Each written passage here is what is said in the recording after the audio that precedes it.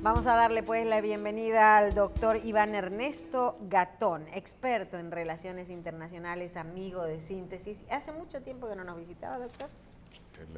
La agenda se complica. Bueno, pero no nos puede dejar tanto tiempo, no nos puede dejar tanto tiempo porque recibirlo a usted es un placer y uno siempre termina aprendiendo muchas cosas importantes. No, gracias, muchas gracias. Doctor, bienvenido, y creo que debemos iniciar. En estos días nosotros le hemos estado dando seguimiento a la crisis, al problema de Norcorea con respecto a estos lanzamientos y a la posibilidad de que se pueda desarrollar a corto plazo un problema, la participación de otros países para poder terminar con este conflicto. ONU está hoy en reunión o ayer con respecto a tomar decisiones al caso. España, Francia, Alemania e Italia solicitan sanciones contra esta persona. Donald Trump, sanciones económicas, y no descarta otro tipo de sanciones. Nosotros tenemos la preocupación y vamos de atrás, como dice, de lo último hacia lo primero. Desde su punto de vista, con su experiencia y que usted maneja estos temas de forma profunda y completa, ¿qué usted entiende que está pasando? ¿A dónde podemos llegar con este conflicto? Y si usted ve las posibilidades de que las relaciones se pueda llegar a un entendimiento por la vía del diálogo. Es obligatorio el diálogo, porque usted tiene un régimen ermitaño, aislado, que no va a cejar en las estrategias que ha venido llevando a cabo de desafío, y también desde la perspectiva norcoreana, de protección de lo que son sus espacios vitales. Para ellos el desarrollo de la misilística y de armamentos nucleares viene dado porque evidentemente en una zona como la que se encuentran y ante la amenaza que tácitamente tuvieron al ser incluidos en el eje del mal, lo que hizo el régimen norcoreano fue desarrollar y avanzar todo el enriquecimiento de uranio. Y lo que evidentemente van a tener que hacer, y eso lo planteaba el presidente ruso Vladimir Putin, que es un hombre muy bien informado, decía, mire, con Norcorea no hay otra opción que negociar. Pero para no dar la opinión de Putin, hay que ver lo que dice el general Mattis, que es el secretario de Defensa de Estados Unidos. Mattis, mientras el presidente Trump planteaba de que iba a lanzar fuego, de que iba a armar una hecatombe en la región, Mattis decía, no, es que cualquier tipo de operación quirúrgica, que es el lenguaje militar, para decir que se van a hacer ataques en sitios puntuales, sería una desgracia, porque la ubicación de Seúl, a 50 kilómetros, no hay que ni siquiera lanzar armas atómicas. Lo que hay que hacer es utilizar la artillería y se destruye Seúl en 1 hora y pico. Entonces, los hombres que están mejor informados del planeta, es decir, un general que le llaman el general monje, que es Mattis, un hombre reconocidísimo por haber llevado una vida de monje dentro del ejército, un hombre sumamente culto, inteligentísimo, prudente, un hombre muy prudente, y que son de las gentes. Estados Unidos a veces pasamos por alto que es esa élite militar aliada con la CIA la que mueve la cuna, esa es la que mece la cuna. Y el caso de Putin, ambos indican que hay que negociar, pero un elemento que hay que llamar a la atención, porque a veces llevamos a la gente al pánico y bueno, en mi caso, trato a veces de moderar un poco. Japón y Corea del Sur son los más interesados en que se negocie. Tanto es así que las elecciones en Corea del Sur recientes, hace unos meses, ganó el candidato que procura un acercamiento con Corea del Norte, porque los muertos lo van a poner ellos. Claro. Y en Japón, que están muy preocupados, porque los misiles de Corea del Norte pueden llegar allá. Y pasaron ya por arriba, ¿verdad? Dicen, bueno, nosotros queremos que se negocie con ellos. Lo que sucede es que es muy simple ver el problema norcoreano a partir de ahora. Corea del Norte y Cuba son dos cadáveres insepultos de la Guerra Fría. Los residuos. Okay. Es decir, Pero- son frutos Pero, de la que Guerra quedó. Fría. doctor, Lo hay, que hay un quedó tema, y hay no un- se hay- quiere ir. como dicen, hay un desorden aquí.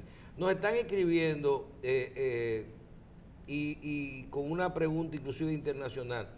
Nos dicen que usted que conoce tanto el tema, si es así, un cadáver que no se sepultó, que de dónde se financia entonces esta estructura norcoreana, que cuál es su fuente, tienen bloqueo, y es que tienen tanto dinero. Sí, mire, si usted ve la capital de Pyongyang, hay videos que ustedes pueden notarlo. Quizás el estadio que más capacidad tiene en el planeta es el de Pyongyang, de fútbol. El metro de Pyongyang es tipo el metro de Washington, es un búnker. Pyongyang hasta los años 70 era una ciudad próspera.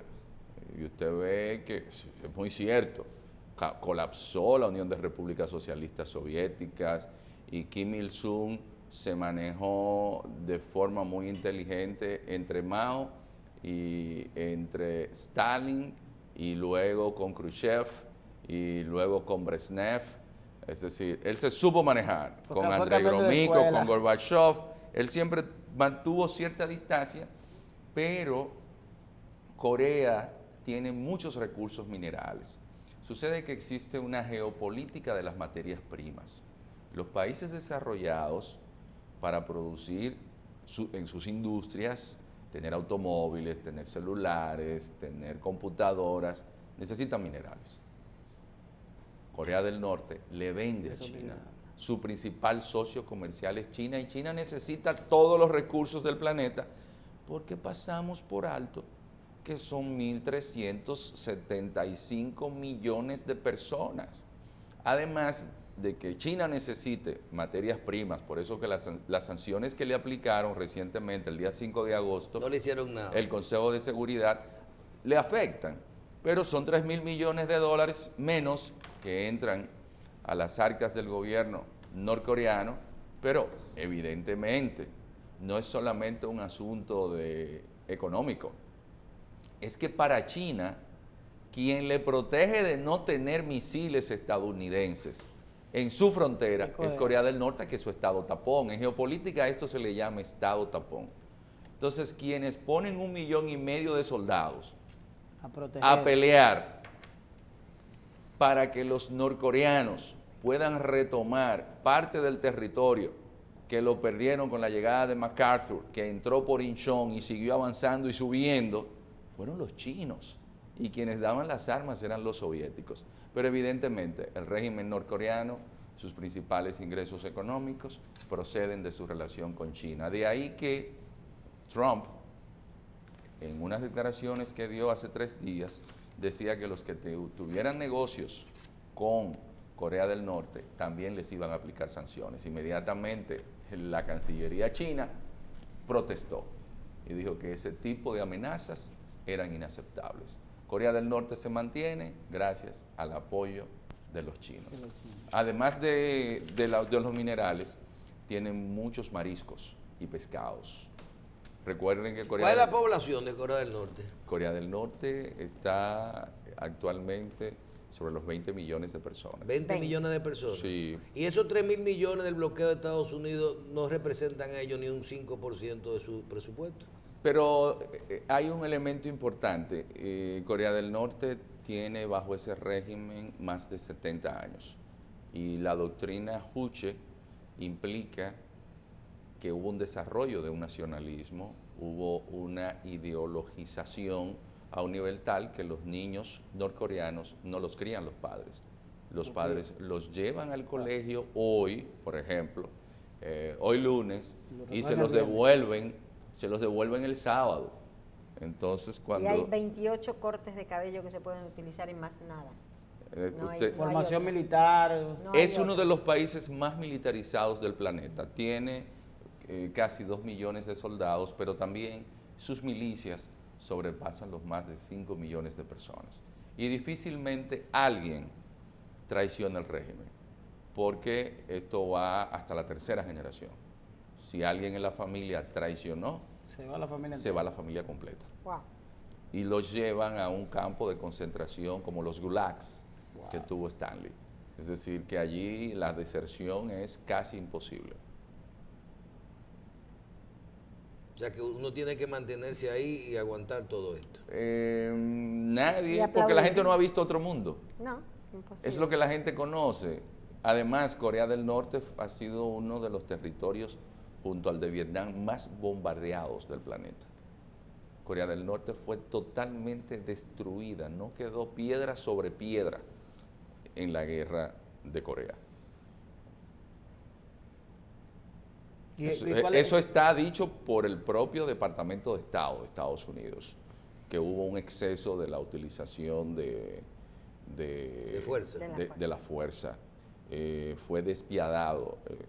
Hay documentos desclasificados, tanto es así que la BBC de Londres publicó la semana pasada un trabajo sobre el particular. Incluso hay algunos que le llaman el síndrome antiestadounidense, le llaman, porque el nivel de utilización de la fuerza fue tal que la gente se quedó como con ese síndrome. Como nosotros vemos a Estados Unidos aquí, no es como lo ven allá.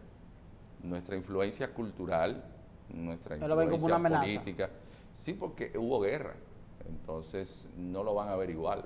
Es decir, es del espíritu que tenía el dominicano frente a la invasión norteamericana de la No, pero que aquí nunca ese espíritu fue tan antiamericano, porque los americanos de Llegaron una a forma u convivir, otra ayudaron a organizar el Estado. Sí. La gente lo ve desde otra perspectiva, es nuestra mayor influencia cultural. Ya la gente aquí no celebra el Día de San Andrés, le celebra Thanksgiving Days. Aquí la gente quiere ser más americana, la gente se siente orgullosa cuando sus hijos no hablan español y hablan en inglés. Sí. Entonces, por allá no, Corea, sin lugar a dudas, de todos los países de esa zona, por ejemplo, un Myanmar, que hay como 18 grupos étnicos, solamente Taiwán tiene más de 15 grupos étnicos, autóctonos, que no son Han, que no son chinos, autóctonos, y eso es Taiwán.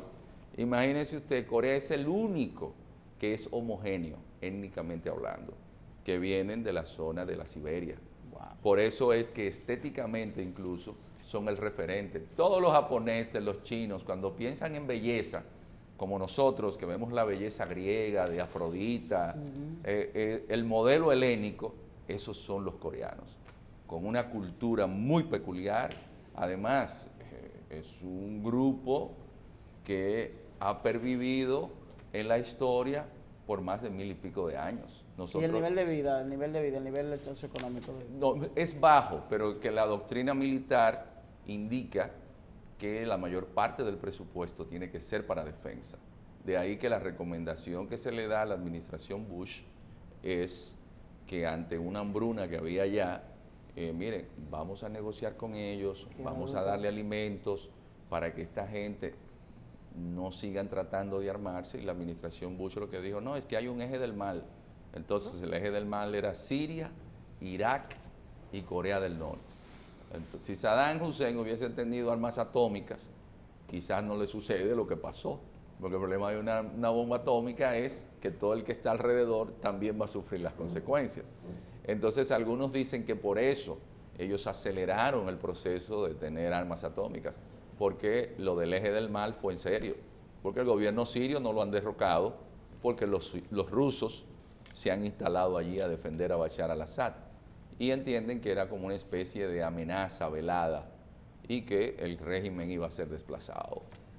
Doctor, cuando hablamos de los términos globales, en el contexto geopolítico de ahora vemos el conflicto con Norcorea, el problema de Medio Oriente, Venezuela y todo esto. Cuando usted habla, veo en todas sus comentarios los términos globalización neoliberal. ¿A qué usted se refiere? ¿Usted está relacionando todo esto con una política?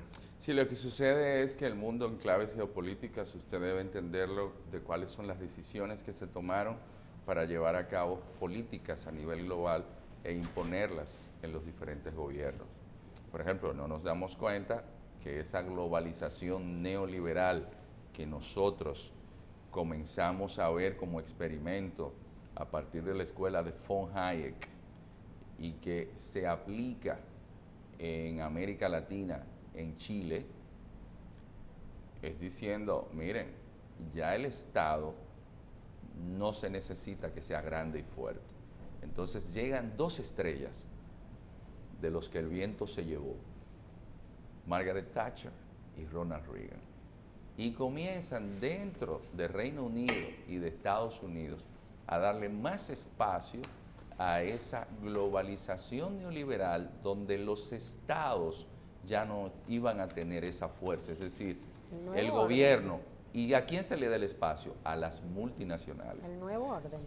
Ese es el nuevo orden que luego sigue con el consenso de Washington para los países pequeños. De ahí que se rompe todo el marco del derecho internacional, principios que venían de autodeterminación de los pueblos, de que usted podía tener sus leyes internas sin que hubiese una gran incidencia desde fuera. Y lo que llegaron fue a poner al mundo a que fuésemos simples consumidores y que las multinacionales tengan más poder que los gobiernos. Entonces las Naciones Unidas, que estaba llamada a ser un árbitro, digamos, neutral, le crean una serie de ONGs que ya no son solamente los estados los principales actores del derecho internacional. Esos grandes millonarios le crean transparencia internacional, le crean... Entonces, cuando usted viene a ver, usted dice, pero ¿qué es lo que está sucediendo? Y usted se da cuenta que son unas multinacionales que llaman y dicen, dímele al presidentico ese que está ahí. ¿Qué es lo que piensa? ¿Qué es lo que le está pasando? Eso es lo que ha sucedido en el mundo. Yo estoy tratando de que este programa, en los minutos que tenemos, la gente entienda. No sería difícil irnos a cada problema y tratar su historia y su componente, pero que entienda qué ha pasado en el mundo, hasta dónde se vincula, por ejemplo, cómo llega Hugo Chávez al poder a través de todo esto, el problema de los combustibles, los altos precios y todo eso, el factor económico, o esto que usted dice, las multinacionales, que hoy podemos decir el poder de Odebrecht, de cómo caló en todo esto. Entonces, el poder de las grandes multinacionales o el poder del complejo militar industrial... Digo, guardando las distancias, ¿verdad? No, pero yo les voy a dar un ejemplo. Ronald Reagan, con una guerra de las galaxias que nunca se peleó, endeudaba a Estados Unidos por más de un 6% del PIB. La deuda más grande de la historia de Estados Unidos la hizo Ronald Reagan, dándole dinero al complejo militar industrial, que es el principal negocio del planeta. Y a la gente no se le dice eso. El Reino Unido, que fue quien tuvo que aguantar a Hitler, al Tercer Reich, y se hizo un pacto del Estado Social Bienestar. Margaret Thatcher privatizó todo y la salvó para la publicidad. La guerra de las Malvinas, porque distrajo, porque tenía todo el mundo en huelga. Eso fue en el 80. Eso fue en los 80. 82. Entonces, usted lo que ha tenido en el planeta es a gobiernos... Disfraces. A gobiernos que no pueden llevar algo que un gran geopolitólogo, a mí me gusta que la gente siempre vaya a las fuentes también, porque no es lo que se dedica a dar clases. Parag Khanna, que hace un análisis geopolítico global, cuando habla de Venezuela, ¿usted sabe qué él dice? Pero miren, el problema de Venezuela es que Chávez llevó algo al sistema que la gente necesita, esperanza. Según el análisis que hace este estudioso, dice, mira, yo identifiqué que en Venezuela había un tema y es que ya la mayoría de la gente no tenía esperanza porque tenían suficiente dinero. Si hay algo que no tienen con qué quejarse los países latinoamericanos, es que Dios lo proveyó de suficientes recursos. El problema ha sido la incertidumbre política. Sí. Y cuando un gobierno quiere llevar a cabo políticas que beneficien a la mayoría, pero esos grupos oligárquicos o multinacionales dicen, no, pero si el señor Hassin va a aplicar esa medida, tiene golpe de Estado. Entonces, eso ha pasado en el planeta. Y por ejemplo, cuando yo escucho que ganó Donald Trump las elecciones y tú dices, está preocupado Irán o Irak porque le iba a comprar 155 mil millones de dólares en aviones a Estados Unidos, y Trump va a respetar lo que Obama estaba haciendo. En esos temas, por ejemplo, económicos así puros, o a ti te dicen que se benefició en el gobierno antepasado de Estados Unidos, que el vicepresidente tenía intereses en el petróleo de Irak, intereses personales. ¿Es así tan fácil? No, es tan a la clara el tema de los negocios que en el momento en el cual la administración Reagan estaba apoyando a los contras para sofocar la revolución sandinista de Nicaragua, Oliver North le estaba vendiendo armas, no al ayatolá Jamenei, que es suave, al ayatolá Khomeini. Sí. Y ahí vino el escándalo Irán-Contras. Y ahí Por se no terminó. decir otras cosas que se estaban dejando pasar para financiar a los contras que estaban en Nicaragua, mientras John Negroponte, halcón, hombre que dirigió la operación Fénix en Camboya y en la Indochina, era el embajador americano en Honduras. Porque los intereses del complejo militar industrial no les importan mucho los seres humanos. Y hay otro negocio todavía más fuerte, es un negocio hay una geopolítica ahora que se llama la geopolítica del crimen organizado.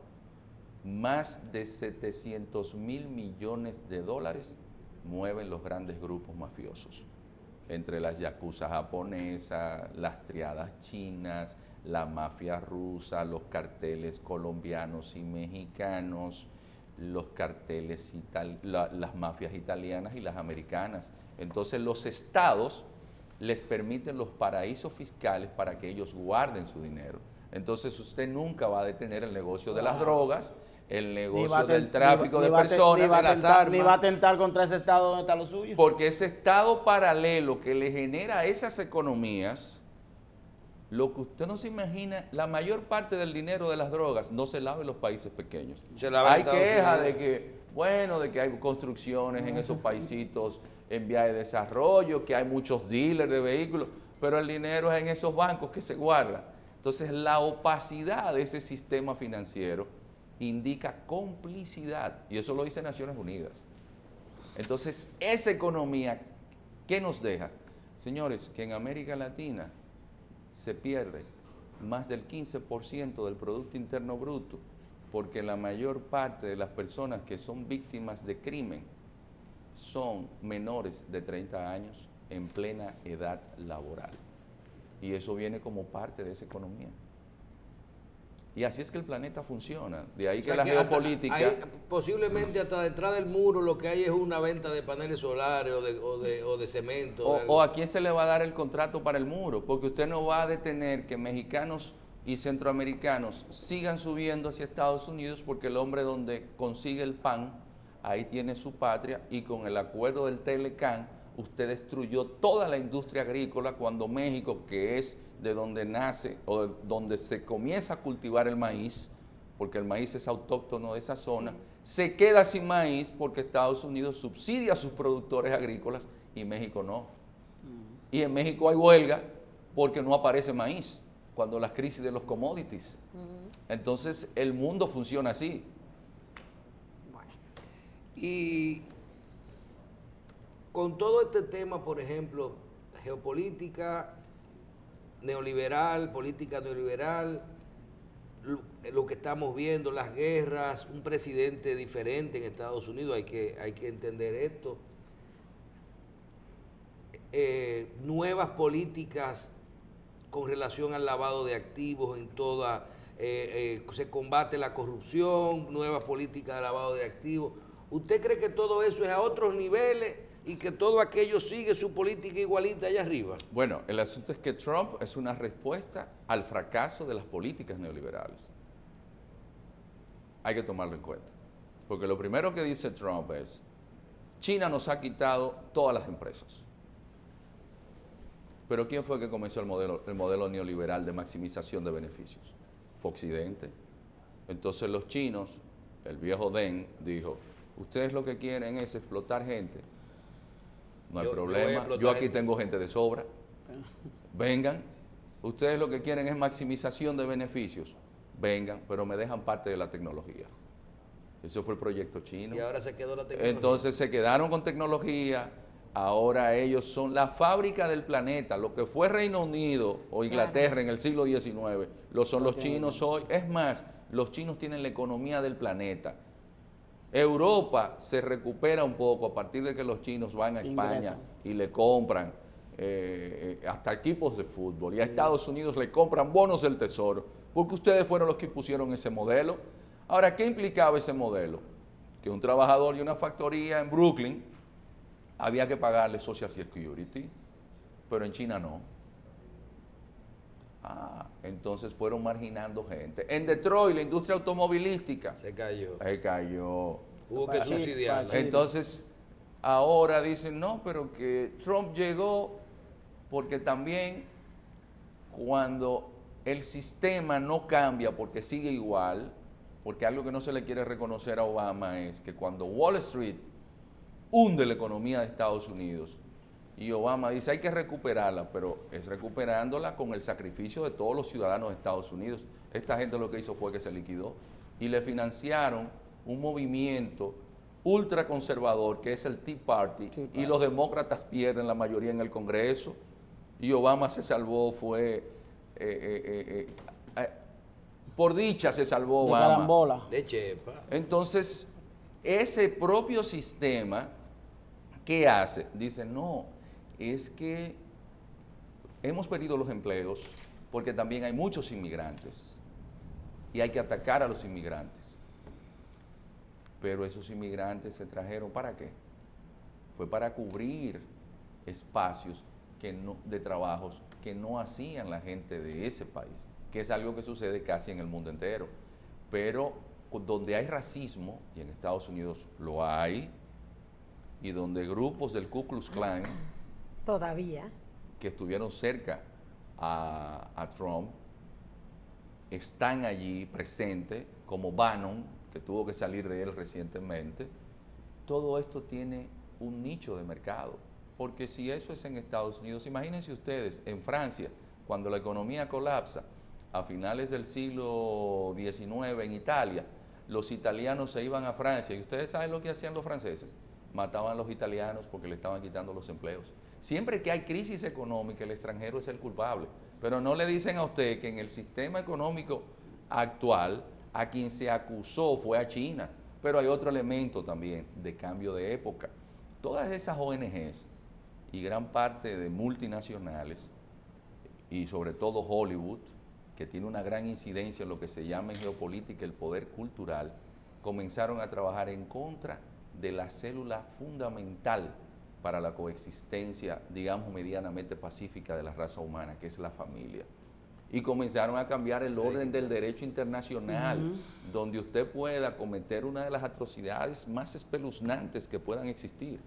Ir a un país pobre del Asia, rentar un vientre, para que dos hombres, yo no soy homófobo, yo lo que le estoy hablando del plan que hay, porque es una cuestión de negocio, es una cuestión de ir trabajando, como me decía un profesor en Georgetown, decía, mira, para nosotros imponer la ley del matrimonio homosexual, lo primero que hicimos fue agarrar y preparar unas series de televisión que ya fuésemos condicionando a la gente un año antes de llevar la ley al Congreso. Entonces, esos elementos de llevar drogas, de aprovechar la tecnología de los celulares para llevar a la gente a lo que se llama la sociedad orwelliana y convertirlos simplemente en consumistas, es decir, consumo luego existo, gente sin conciencia crítica, eso fue parte de un gran proyecto, de convertir a la gente en simples consumidores. En una máquina de consumo. En una máquina de consumo, porque eso sí beneficia a esas grandes multinacionales, no gente con conciencia crítica, que piensen, que quieran una humanidad mejor. Lo que menos hace la gente ahora es pensar, y sobre todo pierden el sentido de arraigo y de cohesión. Un elemento que mantiene mucha unidad siempre ha sido la religión. pero se ha atacado a la religión también. Dos países que, sin embargo, tienen tradiciones en la familia, son los que están produciendo clase media, China y Rusia. En Rusia, la gente olvida, o quizás porque la gente conoce poco de Rusia, Putin lo que hizo fue un acuerdo con la Iglesia Ortodoxa. Usted puede acusar a Putin de lo que usted quiera, pero es un hombre que va a la iglesia todos los domingos. Y es un hombre ortodoxo. Es decir, la religión ahora en Rusia ha tenido un auge que los seminarios están llenos ahora de seminaristas. Contrario a lo que ha sucedido en Occidente. Ahí vi también a Trump rezando ayer con 4 pastores de cada lado. Porque Trump se dio cuenta que en las zonas conservadoras, que eran las que daban el voto electoral, si no se hacía de ese voto, iba a tener problemas. Porque cuando la administración Obama dijo que había que proteger los derechos de los LGBT, Trump desde que llegó dijo que no, porque el capítulo 19 del Génesis hace una crítica a la homosexualidad. Y entonces Trump dijo, no, mi nicho, ¿quiénes son? Son los grupos protestantes. Y le dijo, no, yo estoy de acuerdo con ustedes, y eso de que ahora vamos a tener que los homosexuales puedan decidir cuál de los 2 baños tomar, ya para mí eso como que es mucho. Entonces, lo que tenemos es un mundo donde se ha impuesto el homo economicus, una sociedad donde la gente ha perdido el sentido de arraigo con la familia, donde todo es competitividad. Entonces, en sociedades donde todo tiene que ser competitividad, donde lo que le dan es mucha pornografía, mucho consumismo, usted tiene seres humanos vacíos, y la deshumanización es la peor enfermedad que está viviendo el siglo XXI. Familia. Lo que han hecho es explotar la familia, porque la competitividad se lleva también al seno de la familia. Los hermanos compiten con los hermanos, ya los vecinos compiten con los vecinos, y la sociedad humana ha podido mantenerse a pesar de las plagas y los desastres naturales gracias a la solidaridad. Definitivamente. Definitivamente.